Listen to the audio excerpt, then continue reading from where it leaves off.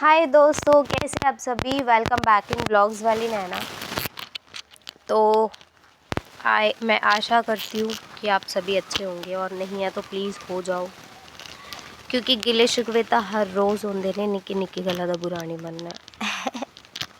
वैसे मेरी लाइफ में ऐसा बहुत होता है, जो भी मेरे लव्ड वंस होते हैं, जिनको मैं ज़्यादा प्यार करती हूँ ना, automatic I don't know why कि ऐसी सिचुएशंस क्रिएट्स होती है कि मैं इंटेंशनली उनके लिए कभी गलत नहीं चाहती, पर वो ना ऐसा होता है टाइम के साथ, पता नहीं क्यों, मैंने बहुत नोटिस किया बचपन से मेरे साथ ये सब चीज़ें होती हैं।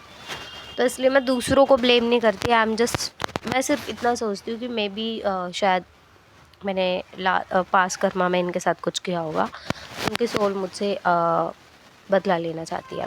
Because I am very spiritual, और मैं स्पिरिचुअल चीज़ों पे बिलीव करती हूँ। मैं अंधविश्वास की बात नहीं कर रही, मैं सिर्फ जैसे मेडिटेशन करना, और अगर कोई बताता है कि भाई पिछले जन्म भी होता है, तो मैं इन सब चीज़ों पे बिलीव करती हूँ कि ऑफ कोर्स होता है। क्योंकि बहुत सारी चीज़ें ऐसी होती है कि हम साइंटिफिकली उनके ऊपर बिलीव नहीं करते, अगर मतलब हम साइंटिफिकली चीज़ों को देखें। बट कुछ चीज़ें ऐसी होती है कि जहाँ पर साइंस भी हाथ खड़े कर देता है। सो ऑफ कोर्स मैं भगवान को मानती हूँ, और मेरी लाइफ में बहुत सारे चमत्कार हुए हैं। मैं जिस भी बहुत सारी बातों को रिपीट करती हूँ, वो मेरी लाइफ में सच हो जाती है। इसलिए मैं कोशिश करती हूँ कि मैं कम से कम बुरा बोलूँ। और ये भी मैं सिर्फ इस वीडियो में ही बता रही हूँ कि जिनको मैं प्यार करती हूँ, और थोड़े टाइम बाद 4 से 5 साल बाद वो मुझसे दूर हो जाते हैं, और फिर एकदम ऐसे बिहेवियर करने लग जाते हैं जैसे कि वो मुझे कभी जानते ही नहीं थे। मतलब एक कट्टर दुश्मन वाला रिलेशनशिप।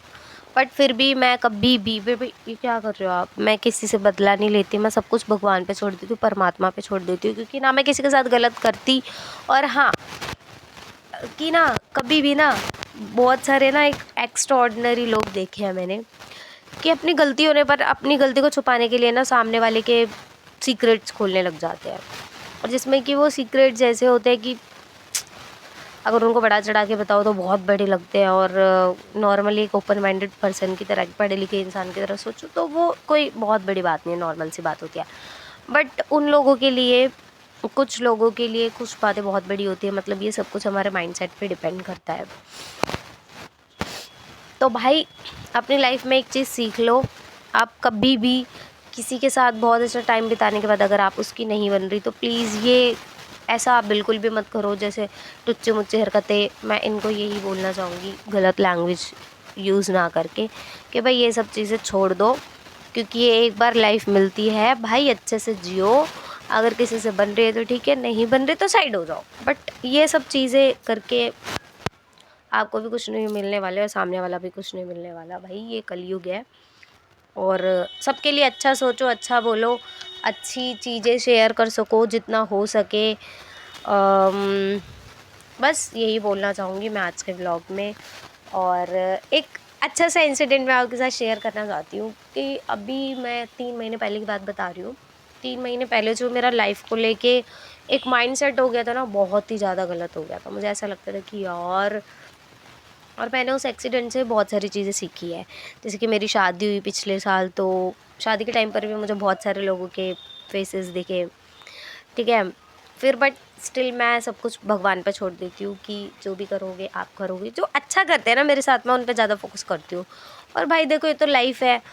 कोई तो, अगर सारे ही लोग हमारी अच्छाई करने वाले होंगे, तो फिर कौन हमको बताएगा कि तुम्हारे अंदर ये कमी है, और हम कैसे लाइफ में ग्रो करेंगे।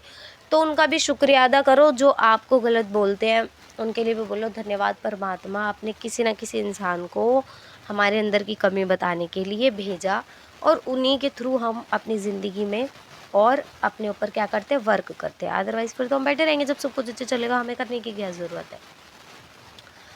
तो भाई उसके बाद फिर शादी हुआ, फिर बेबी हुई। वो 9 मंथ की जर्नी निकली, मुझे कुछ भी नहीं पता था। और फर्स्ट टाइम आपको पता है किसी को भी कुछ नहीं पता होता, और इवन एक माँ ही होती है जो अपने बच्चों को बताती है। तो मेरी मम्मी बहुत सारी चीज़ें भूल चुकी थी, और मैं कम लोगों से बातचीत करती थी, क्योंकि मुझे बहुत शर्म आती थी कि कोई भी मेरे से बात करता था अगर बेबी को लेके या फिर किसी भी चीज़ को लेकर, तो मैं मतलब थोड़ा अनकंफर्टेबल से फील करती थी। इसलिए मैंने अपने आप को एक बंद कमरे में रहना ज़्यादा पसंद, सबसे कम बातें करना, कुछ भी एडवाइस लेनी है डॉक्टर से ले लेना, या फिर डिस्पेंसरी में बहुत सारे नर्स होते हैं उनसे लेना, और बाकी बच्चे कुछ यूट्यूब की हेल्प से। बट फिर भी मुझे बहुत सारी चीज़ें मेरे को सीखने को मिली, बहुत सारी चीज़ें मेरे को नहीं पता थी किस तरीके से चीज़ों को करना होता है। फिर बेबी होने के बाद मेरे साथ एक केस हुआ, मेरा थोड़ा सा केस बिगड़ गया था। उस टाइम पर मैंने देखा कि यार, उससे पहले मैं बहुत ज़्यादा लोगों को बिलीव करती थी, और मेरे साथ ऐसा भी हुआ कि जो लोग मेरे को नहीं पसंद करते थे, चाहे वो फैमिली के हो या फिर वो बाहर के हों, जब बेबी हुआ तो वो मुझे सपोर्ट करने के लिए आए। मुझे वो भी बहुत अच्छा लगा कि यार चल ठीक है, मैं इनके लिए, मेरा माइंडसेट ऐसा था कि मैं इनसे गुस्सा थी, बट वो मेरे बुरे वक्त में खड़े हुए, तो उनका मैंने शुक्रिया अदा किया परमात्मा से। थैंक यू सो मच भगवान कि ये लोग इस वक्त पर मेरे लिए खड़े हुए। फिर उसके बाद की जो आगे की जर्नी थी ना, वो कुछ इस तरीके की हो गई थी कि मतलब हमारा जो शरीर होता है ना, हमारा शरीर सबसे पहले हमें जो फर्स्ट प्रायोरिटी देनी चाहिए ना, हमें अपने ना शरीर को देनी चाहिए। उसके बाद मैंने ये रियलाइज़ किया, और मेरे अंदर बिल्कुल भी जान नहीं थी, और मैं इवन चल भी नहीं पा रही थी, ठीक से बैठ भी नहीं पा रही थी, मेरे को कोई गाइड करने वाला भी नहीं था, अच्छे डॉक्टर्स भी उस टाइम पे नहीं मिल पा रहे थे। तो फाइनली मैंने एक्सेप्ट किया कि अभी शायद मेरे को ये भुगतने का टाइम मिला है, रियलाइजेशन का टाइम मिला है, और कहीं ना कहीं मैंने कुछ गलती की होगी शायद। भाई मैं हर चीज़ में अपनी ही गलती मानती हूँ, दूसरों को ब्लेम करके कोई फ़ायदा नहीं है, और किसी और से अपनी प्रॉब्लम भी नहीं शेयर करनी चाहिए। मैंने उस टाइम पे ये सीखा, जब आप प्रॉब्लम्स में होते हो आप लोगों को अपनी बात बताते हो, क्योंकि जब भी हम, कई बार कुछ ऐसी प्रॉब्लम्स होती हैं हमारी लाइफ में कि हमने कभी फेस नहीं की होती, और अचानक से वो लाइफ में हमारे आती है, हमारे लिए बहुत बड़ी होती है, पर वो प्रॉब्लम जो पहले झेल चुके होते हैं उनको लगता है कि यार ये तो छोटी सी प्रॉब्लम है, और वो जैसे हम अपने इमोशंस को बताते हैं तो वो सोचते हैं कि हम उनसे नेगेटिव बातें शेयर कर रहे हैं। मतलब कोई आपकी प्रॉब्लम्स को नहीं समझता। उस टाइम पे मैंने देखा कि भगवान से बड़ा कोई दोस्त नहीं होता, और सारे रिश्तेदारी या जो भी है वो सब, ये कहावत एकदम सच्ची है, सुख के सब साथी दुख में ना कोई।